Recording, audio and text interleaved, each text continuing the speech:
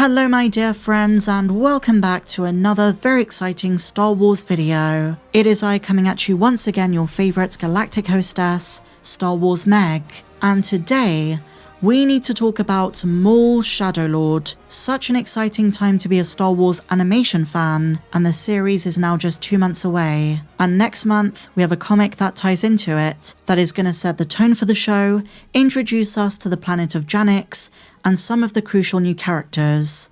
And I have to say, as far as recent Disney Star Wars projects go, Lucasfilm is doing a better job with the marketing this time.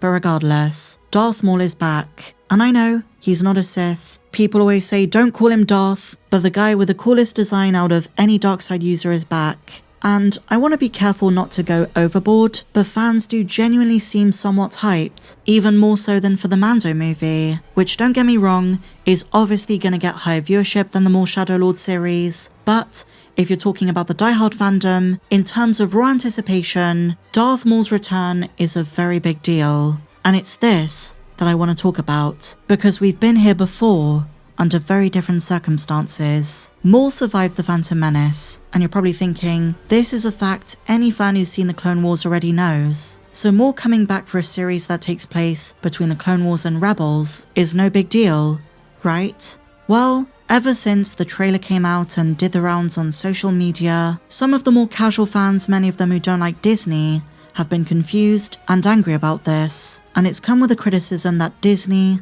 doesn't let characters remain dead. And this is where one of the biggest misconceptions about Darth Maul lies. Reviving him for the Clone Wars 14 years ago was George's choice. It was before Disney Star Wars, before George Lucas sold it, and it was the creator himself who wanted to bring the character back. Now, I don't mean to be elitist. I don't blame anyone who hasn't watched Star Wars Beyond the Saga movies, but to put the blame in the wrong place, and then to say this is the first time Maul has returned, is wrong. And so when George decided to bring Maul back, he admitted one of his biggest regrets was killing the character off in the first place. And that creative decision from the Phantom Menace was such a drag for George that I guarantee you if he was still in charge of Lucasfilm, he would find a way to alter the end of the movie, somehow tease that Maul had survived. And this connects to a wider conversation, definitely for a different time, that at some point with enough time, George would have gone back to alter the prequel trilogy and create prequel special editions.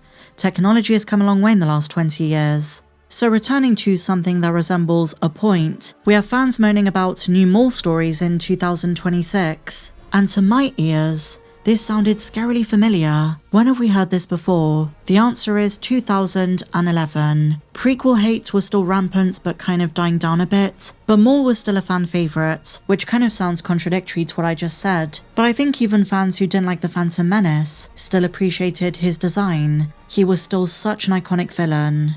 And so, ahead of his Clone Wars appearance, to prepare us, Lucasfilm literally released a warning. They informed us through a trailer, which honestly, modern Lucasfilm could learn from. Take a look.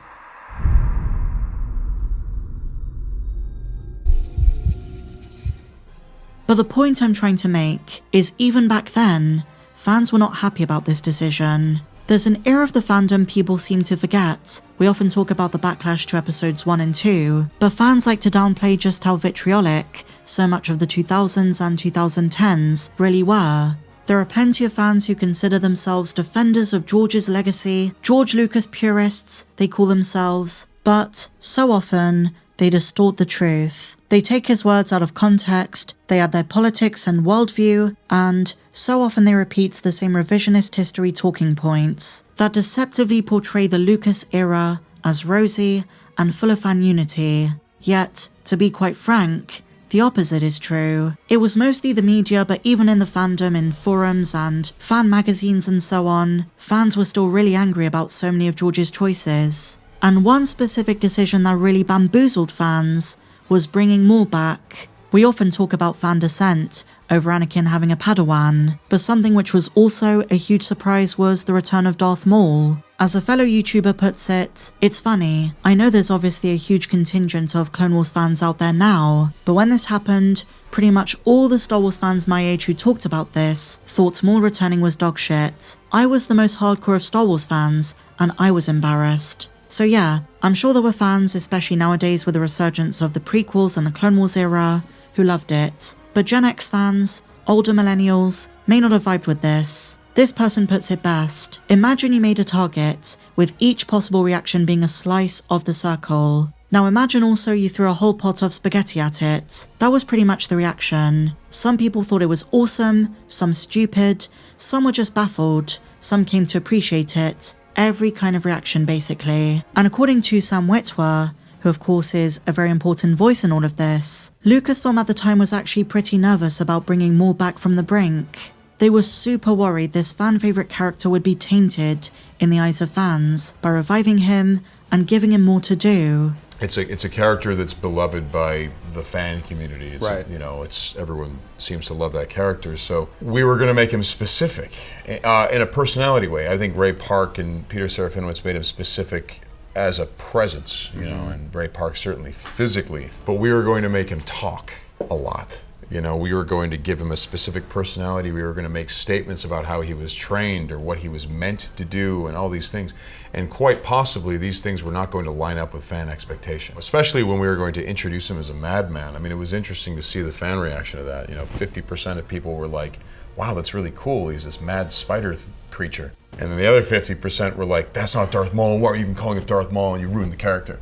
Then I've seen fans who know Maul survived, and maybe they've seen the animated shows, but they're still not chuffed about the decision to give Maul his own spin-off. This is where I personally disagree, because like I've been trying to tell you guys, and I've been right about these kinds of things in the past, Shadow Lord is a vessel to connect some pretty major dots in the Star Wars timeline. Yes, it's a successor to the Clone Wars during a time where Maul is navigating the underworld, but spiritually, it's tied to the Phantom Menace, Tales of the Jedi, and Solo: A Star Wars Story. It's setting up the birth of Crimson Dawn, and all of the implications that come with it. Not just Raiden, but maybe some of the characters from the canon comics. And on the Force front, you've heard me pray for this a million times, but I'm hoping Lucasfilm uses the show as an excuse to give us the Vader versus Maul fight, in the best style of animation we've ever seen. This could be huge. Don't write it off just yet. I think this show is going to be full of surprises. And for all you know, there might be some Mandalorian tidbits. Hint hint, nudge nudge. I've heard some great things. This story and series is something Lucasfilm has wanted to make for nearly 7 years. So I'm so excited to see what they bring to life.